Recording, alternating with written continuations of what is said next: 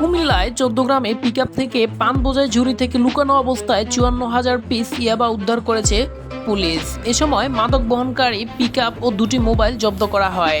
রোববার ১৬ জুন দুপুরে বিষয়টি নিশ্চিত করেন কুমিল্লা ১৪ গ্রাম থানার ভারপ্রাপ্ত কর্মকর্তা ওসি ত্রিনাথ সাহা। পুলিশ সূত্রে জানা যায় যে গোপন সংবাদের ভিত্তিতে গত ১৫/৬/২০২৪ ভোর ৪টা ৪৫ মিনিটে ১৪ গ্রাম থানায় কর্মরত এসআই মোহাম্মদ নজরুল ইসলাম ও সঙ্গীয় ফোর্স সহ ১৪ গ্রাম থানা এলাকায় রাত্রিকালীন অবৈধ আগ্নেয়াস্ত্র ও মাদকদ্রব্য উদ্ধার ওয়ারেন্টে তামিলের জন্য বিশেষ অভিযান ডিউটি করাকালীন সময়ে গোপন সংবাদের ভিত্তিতে ১৪ গ্রাম থানার ৬ নং ঠোলাপাড়া যুগির খিলে ঢাকা চট্টগ্রাম মহাসড়কের উপরে চেকপোস্ট করাকালে পুলিশের উপস্থিতি দেখতে পেয়ে একটি পিকআপ ভ্যানের সামনে বসা ড্রাইভার, হেল্পার এবং পিছনে থাকা ৩ জন লোক পিকআপ ভ্যান হতে নেমে দৌড়ে পালিয়ে যায়। এ সময় পিকআপ ট্রাকটিকে তল্লাশি করে পানের ভিতর থেকে ৫৪,০০০ পিস ইয়াবা উদ্ধার করতে সক্ষম হয় ১৪ গ্রাম থানা পুলিশ।